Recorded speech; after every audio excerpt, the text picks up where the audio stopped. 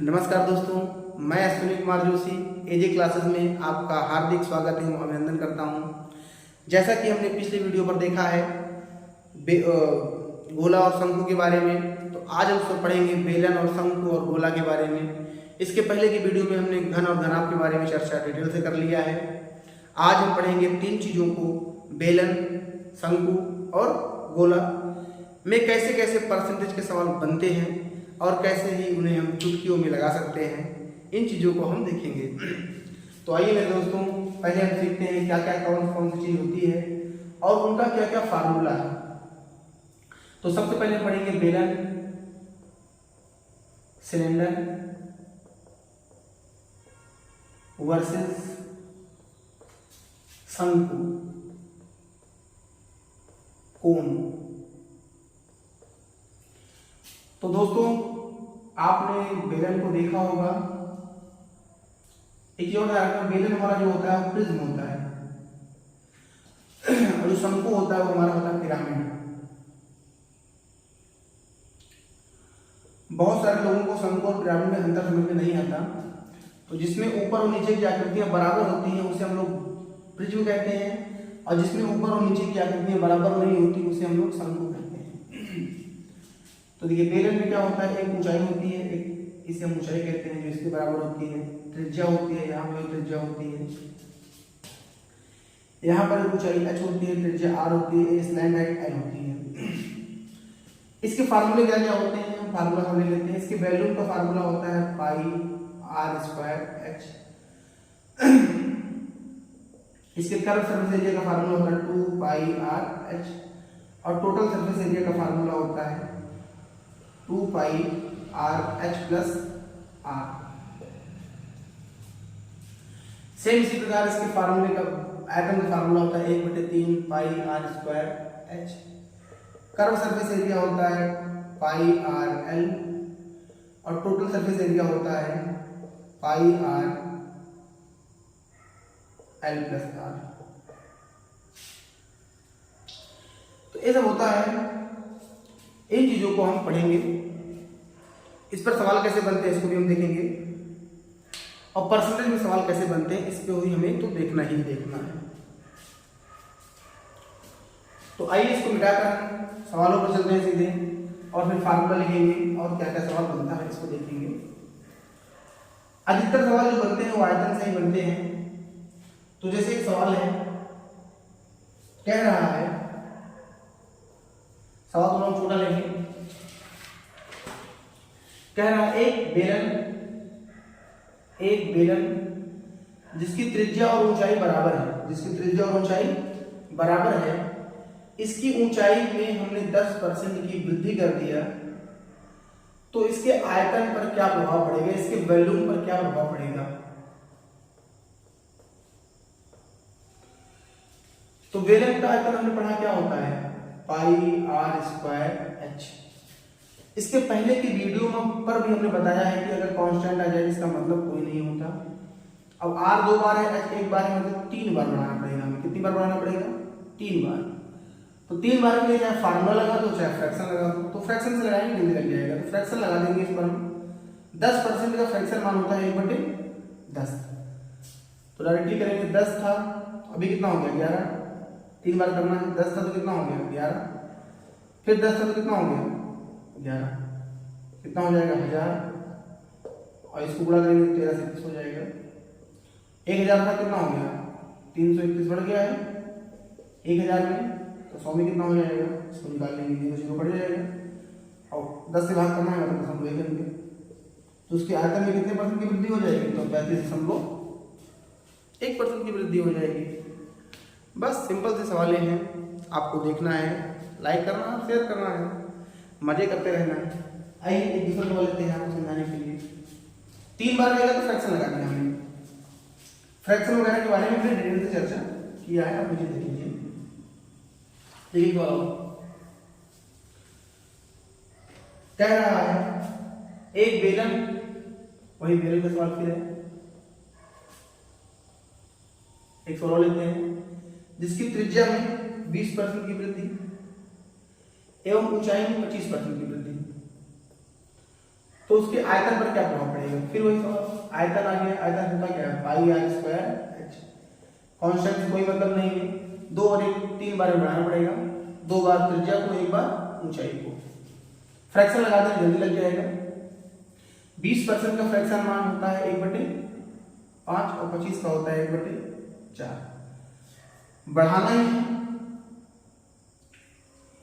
तो ध्यान दीजिए, पहले 5 था तो बढ़कर कितना हो जाएगा 6, 2 बार बढ़ाएंगे तो फिर 5 से कितना हो जाएगा 6, और ऊंचाई कितनी हो जाएगी 4 से 5, लेकिन बढ़ेगा ना, तो 5 से 5 कट जाएगा, 2 3 6, 2 2 4, 2 5 10 और 6 3 18, तो 10 का कितना हो गया 18, कितना बढ़ा है 8, किस पर बढ़ा है 10 पर, तो 100 पर कितना होगा 0 0 कट जाएगा। कितने परसेंट की वृद्धि होगी उसके आयतन में? तो 80% की वृद्धि होगी। उम्मीद कर रहे होंगे दोस्तों समझ में आ रहा होगा आपको, बस लाइक शेयर कमेंट करते रहिएगा।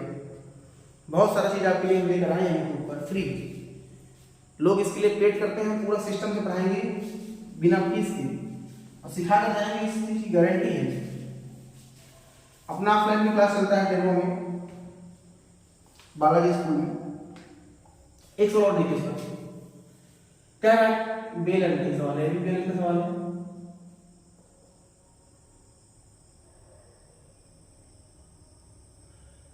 कह रहा है कि त्रिज्या 25% बढ़ गई है, त्रिज्या 25% बढ़ गई है, ऊंचाई को कितने परसेंट कम करेंगे कि इसके कर्व सरफेस एरिया पर कोई प्रभाव न पड़े, नो चेंज। किसी बेलन की त्रिज्या को 25% बढ़ाया गया, ऊंचाई को कितना परसेंट कम किया जाए कि उसके curve surface area, curve surface area मतलब होता है बाहरी भाग, ये बाहर भाग है ना, वही कर्व सरफेस एरिया होता है। तो इसका कर्व सरफेस एरिया कितना होता है 2 पाई आर एच, तो 2 पाई जो कांस्टेंट चीजें हटा दो इसको। अब ये नहीं बदलेगा, इसका मतलब अगर त्रिज्या बढ़ रही है तो इसको कम करना पड़ेगा हमें, तो डायरेक्टली हमने तरीका बढ़ाया था, 25% बढ़ रहा है तो 100 से कितना हो रहा है 125, अब कितना कम कर देंगे तो 25 ही कम कर, लेकिन कहाँ से 125 से, तो 100 में कितना हो जाएगा 25 से कम, 25 25 5 125, 5 से काटेंगे 20 बार, तो ऊंचाई को कितना परसेंट कम करना होगा तो 20% कम करना होगा। बहुत सिंपल सिंपल सवाल है, बहुत कठिन तो बिल्कुल नहीं है, बस आपको लगातार देखते रहना है और समझना है चीजों को। तो बेलन की हमने सारी चीजें पढ़ लिया, अब हम पढ़ेंगे शंकु के बारे में। तो शंकु की हमने सूत्र तो पढ़ लिया है, सूत्र सारे हमने पढ़े लिए हैं, अब हम शंकु के पढ़ेंगे सवाल। और कल की क्लास हमारी बहुत इंपॉर्टेंट रहेगी। शंकु को हम देखिए 2 क्लास कॉन्सेप्ट लेते हैं। देखिए शंकु,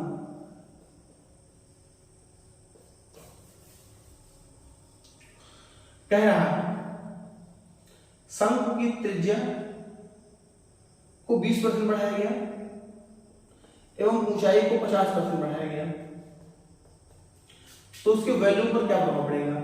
तो वॉल्यूम होता कितना है 1/3 पाई आर स्क्वायर, 1/3 पाई स्क्वायर मतलब नहीं, यहाँ पर कितनी बार बढ़ाना पड़ेगा 3 बार, तो डायरेक्टली फ्रैक्शन लगा दो, 20% का फ्रैक्शन मान 1/5, तो 5 से कितना हो जाएगा 6, फिर एक बार 5 से 6, 50% का 1/2, 2 से कितना हो जाएगा 3, तो 5 और 25 गुना 50 और 6 6 36 और 36 3 यहाँ 108, तो 50 से 108 हो गया, कितना बना 58, 50 में तो 100 में कितना हो गया 50 दूना और 58 दूना 116, तो उसके आयतन में कितने परसेंट की वृद्धि हो जाएगी 116% की वृद्धि हो जाएगी। बस इसको ध्यान रखना, कितनी बार है 3 बार होगा तो फ्रैक्शन लगा देना, 4 बार है तो फ्रैक्शन लगा देना, बाकी फार्मूले से भी लग जाएगा, 2 बार निकाल के तीसरी बार ऐड कर देना, लेकिन वो टफ हो जाएगा थोड़ा, हमें चीजों को आसान करना है आपके लिए। तो बेलन का एक सवाल, शंकु का एक सवाल और लेते हैं।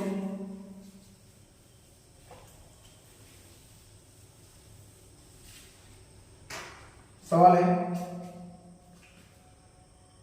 शंकु की त्रिज्या को बढ़ाया गया है 30% और उसकी लेटरल जो उसकी तिर्यक ऊंचाई होती है उसको बढ़ाया गया 10%, तो पूछ रहा है कर्व सरफेस एरिया पर क्या प्रभाव पड़ेगा। तो शंकु का कर्व सरफेस एरिया कितना होगा, पाई आर, पाई से मतलब नहीं एक बार दो बार बढ़ाना है, तो दो बार जो सीधे फार्मूला हमारे पास है x plus y plus x y बटे 100। तो 30 और 10 40 और प्लस 30 गुणे 100 कितना हो जाएगा 300, कट जाएगा कितना आएगा 43%। तो 43% की वृद्धि हो जाएगी उसके कर्व सरफेस एरिया पर। आइए आगे खत्म नहीं करते ताकि कल से कुछ अलग चीजें पढ़ें। अब हम थोड़ा गोला के पढ़ लेते हैं इसी के साथ। गोला क्या होता है, अर्ध गोला क्या होता है।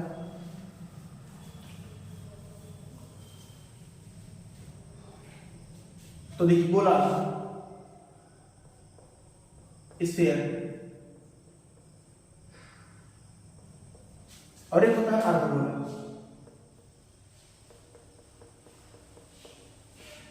हेमिस्फीयर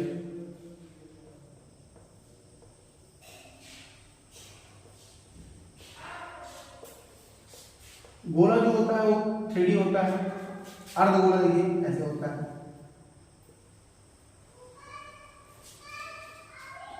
इसका वॉल्यूम होता है 4/3 pi r cube. Curve surface area है, टोटल सरफेस एरिया यहाँ पर होता है 4 पाई आर स्क्वायर। एक त्रिज्या है ये हमारी, इसका वॉल्यूम होता है इसका आधा 2/3 पाई आर क्यूब।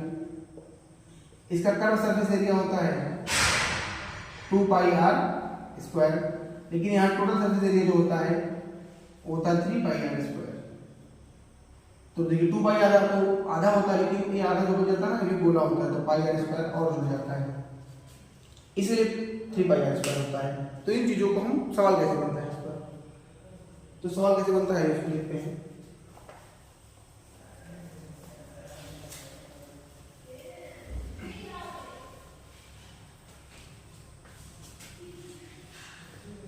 सवाल बन रहा है गोले में, बस क्या है गोले की त्रिज्या को अगर हम 10% बढ़ा दें तो उसके आयतन पर क्या प्रभाव पड़ेगा। तो गोले का आयतन कितना होता है हमें इसको जानना होगा, कितना होता है 4/3 पाई आर क्यूब। तो इससे तो कोई मतलब नहीं है, 3 बार बढ़ाना पड़ेगा। तो इसको हमने कितनी बार कर लिया है, इसको हमने 2-3 बार कर लिया है। इसका उत्तर सीधे कितना हो जाएगा 37 हो जाएगा। इसका कर्व सरफेस एरिया कितना हो जाएगा 4 पाई आर स्क्वायर होता है और टोटल सरफेस एरिया। तो 2 बार बढ़ाएंगे, 10 को 2 बार बढ़ाएंगे कितना होगा 10 10 20 और 10 10 100, सीधे कितना हो जाएगा 21% हो जाएगा।